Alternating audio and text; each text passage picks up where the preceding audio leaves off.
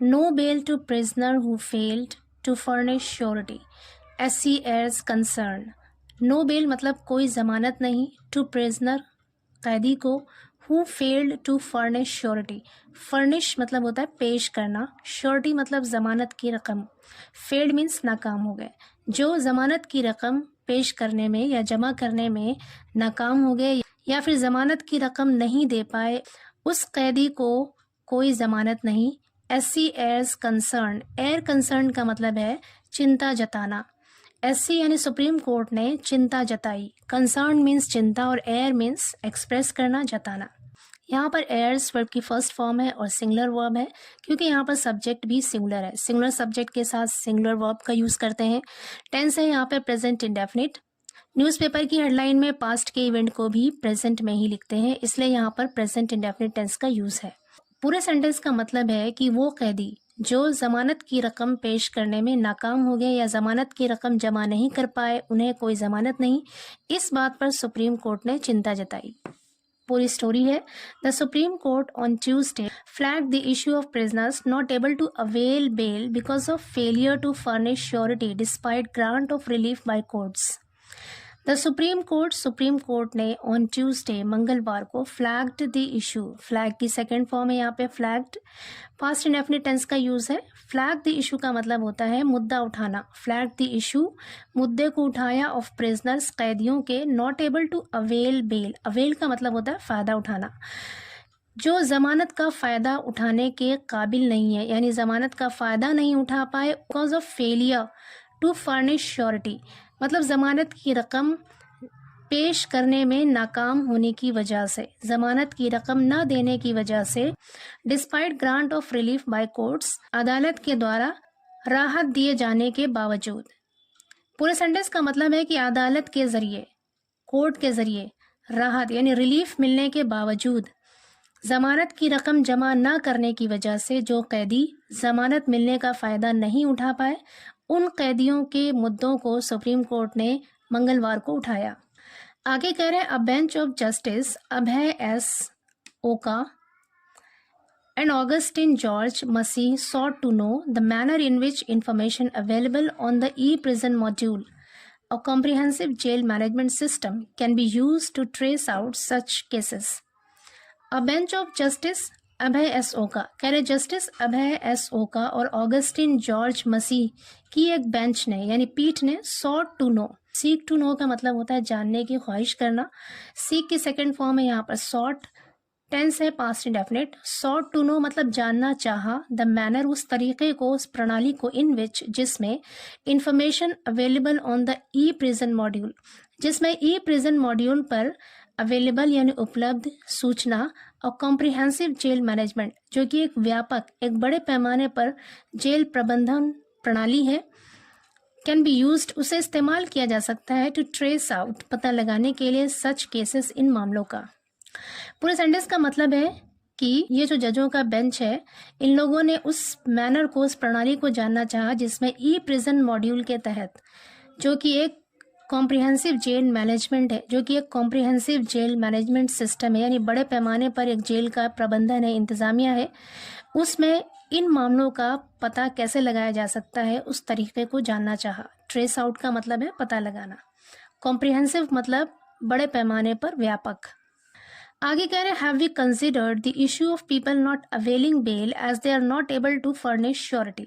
Have we considered क्या हमने गौर किया है, कंसिडर मतलब गौर करना, क्या हमने गौर किया है द इशू ऑफ पीपल लोगों के मुद्दों का, नॉट अवेलिंग बेल बेल ना ले पाने वाले या बेल का फायदा यानी जमानत का फायदा ना उठा पाने वाले लोगों के मुद्दों पर गौर किया है, एज क्योंकि they are not able to furnish surety क्योंकि वो जमानत की रकम पेश नहीं कर पा रहे, यानी जमानत की रकम न देने की वजह से जो लोग जमानत का फायदा नहीं उठा पा रहे हैं, क्या हमने उन लोगों के मुद्दों पर गौर किया है। द बेंच ऑब्जर्व्ड उस पीठ ने, उस बेंच ने ऑब्जर्व्ड कहा, while hearing a suo motu case of 2021 titled as policy strategy for grant of bail. While hearing यानी सुनवाई करते हुए, वाइल यहाँ पर प्रपोजिशन है और हियरिंग यहाँ पर जेरेंड है, सुनवाई करते हुए, अ सू मोटो केस सू मोटो का मतलब होता है स्वतः संज्ञान, यानी अदालत जब खुद से किसी केस पर ध्यान देती है उसे कहते हैं सू मोटो। सू मोटो केस ऑफ 2021 यानी 2021 के एक स्वतः यानी 2021 के एक स्वतः संज्ञान मामले पर सुनवाई करते हुए टाइटल का मतलब जिसका विषय था policy strategy for grant of bail. Grant of bail मतलब जमानत देना, जमानत देने के लिए नीति की रणनीति। पॉलिसी मतलब नीति, स्ट्रैटेजी मतलब रणनीति, नीति की रणनीति यानी जमानत देने के लिए जो पॉलिसी स्ट्रैटेजी है, जो नीति की रणनीति है, उस विषय पर 2021 के एक सू मोटो केस पर यानी एक स्वतः संज्ञान मामले पर सुनवाई करते हुए बेंच ने कहा। आगे कह रहे हैं the apex court's observation came while it was hearing submission on the issues relating to e prison module. The apex court's, apex court का मतलब है शीर्ष अदालत, उच्च न्यायालय। ऑब्जर्वेशन मतलब टिप्पणी, केम आई, कह रहे उच्च न्यायालय की टिप्पणी उस वक्त आई वाइल जब इट वाज हियरिंग ये सुनवाई कर रहा था, सबमिशंस दरखास्तों की, यहाँ पे सबमिशंस का मतलब है दरखास्त, ऑन द इश्यूज मुद्दों पर, relating to e prison module यानी ई प्रिजन मॉड्यूल से संबंधित मुद्दों पर जो दरखास्तें मिली थी उस पर सुनवाई कर रहा था। उस वक्त शीर्ष अदालत का ऑब्जर्वेशन मतलब उसकी टिप्पणी आई।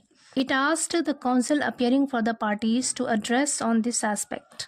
It asked, इसने कहा, the counsel, counsel का मतलब है यहाँ पर वकील, appearing for the parties, उन पक्षों की तरफ से पेश होने वाले, appear मतलब पेश होना, उन पक्षों की तरफ से पेश होने वाले वकील से कहा to address बोलने के लिए on this aspect इस पहलू पर, यानी इस पहलू पर और बताने के लिए उस पक्ष की तरफ से पेश होने वाले वकील से कहा, saying कहते हुए It has some connection with the issue of e-prison module. It has some connection कि इसका संबंध है, इसका ताल्लुक है with the issue of e-prison module, e-prison module के इशू से, यानी e-prison module के मुद्दे से भी इसका संबंध है।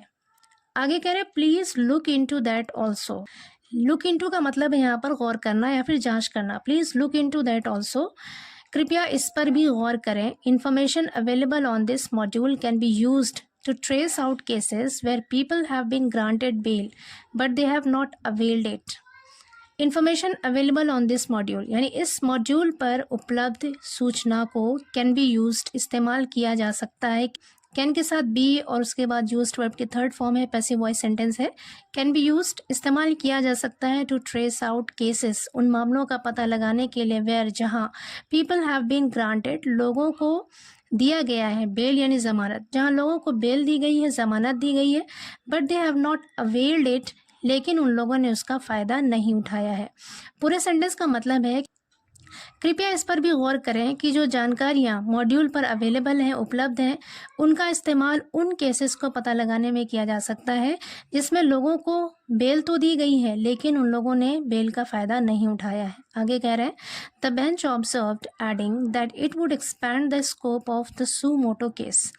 द बेंच ऑब्जर्व्ड यानी उस पीठ ने ऑब्जर्व्ड कहा, एडिंग आगे बताते हुए, दैट की इट वुड एक्सपैंड कि ये बढ़ा देगा। एक्सपैंड मतलब होता है विस्तार करना, फैलाना। इट वुड एक्सपैंड ये फैला देगा, विस्तार कर देगा। द स्कोप, स्कोप कहते हैं दायरा, the scope of the suo motu case यानी स्वतः संज्ञान के मामले का दायरा बढ़ा देगा। आगे कह रहे हैं the hearing in matter would continue next week. The hearing in matter यानी इस मामले में सुनवाई वुड कंटिन्यू जारी रहेगी नेक्स्ट वीक अगले हफ्ते। Top court had last month issued a sleeve of directions aimed at standardizing and improving the transparency of policies governing permanent remission to convicts in the country. The top court यानी उच्च अदालत ने, शीर्ष अदालत ने had last month issued पिछले महीने जारी किया था। हैड इशूड, हैड के साथ इशूड वर्ब की थर्ड फॉर्म है, पास्ट परफेक्ट टेंस है। यहाँ पे कह रहे कि शीर्ष अदालत ने पिछले महीने जारी किया था अ स्लीव ऑफ डायरेक्शन। स्लीव का मतलब है बहुत सारा, डायरेक्शंस मतलब निर्देश, बहुत सारा निर्देश जारी किया था। एम्ड एट, एम्ड एट का मतलब होता है उद्देश्य होना, मकसद से। स्टैंडर्डाइजिंग का मतलब है मानकीकृत करना, मेयारी बनाना। And improving the transparency, transparency का मतलब है पारदर्शिता या फिर शफाफियत। Of policies governing permanent remission, permanent मतलब स्थायी तौर पर, मुस्तकिल तौर पर। रेमिशन मतलब छूट देने वाली पॉलिसीज यानी नीतियाँ, टू कन्विक्ट्स दोषियों को, इन द कंट्री देश में। पूरे सेंटेंस का मतलब है कि उच्च अदालत ने पिछले महीने बहुत सारे निर्देश दिया था दोषियों को छूट देने वाली। रेमिशन मतलब छूट, परमानेंट मतलब होता है स्थायी तौर पर, मुस्तकिल तौर पर। परमानेंट यहाँ पर एडजेक्टिव है और रेमिशन यहाँ पर नाउन है। कन्विक्ट्स मतलब दोषी, मुजरिम। कह रहे दोषियों को मुस्तकिल तौर पर या स्थायी तौर पर छूट देने वाली नीतियों की ट्रांसपेरेंसी यानी उनकी पारदर्शिता को सुधारने और उसे मानकीकृत करने के उद्देश्य से, उसे मेयारी बनाने के उद्देश्य से टॉप कोर्ट ने पिछले महीने बहुत सारे डायरेक्शंस दिए थे, निर्देश दिए थे। आगे कह रहे हैं at this stage we issue the following directions. At this stage, इस स्टेज पर, वी इश्यू हम जारी करते हैं द फॉलोइंग डायरेक्शंस। फॉलोइंग का मतलब होता है निम्नलिखित, यानी नीचे दिए हुए निर्देश हम जारी करते हैं, विच विल अप्लाई, जो लागू होंगे, टू ऑल द स्टेट्स, सभी राज्यों में। फर्स्ट क्या है, the copies of the existing policies governing the grant of permanent रेमिशन shall be made available in each and every prison in the states. कह रहे the copies of the existing policies, existing मतलब मौजूदा policies की कॉपियाँ, governing the grant of permanent रेमिशन, स्थायी तौर पर छूट देने वाली नीतियों की मौजूदा कॉपियाँ, शेल बी मेड अवेलेबल, उपलब्ध कराए जाएं, in each and every prison, हर एक जेल में, इन द स्टेट्स, राज्यों में, and the copies thereof with their English translation shall be uploaded on the appropriate website of the government, and the copies thereof, और उसकी कॉपियाँ, with their English translation, English तर्जुमे के साथ, English अनुवाद के साथ, शेल बी अपलोडेड, अपलोड की जाएंगी, on the appropriate website of the government, government के एप्रोप्रिएट वेबसाइट पर। इट हैड सेड, इसने कहा था।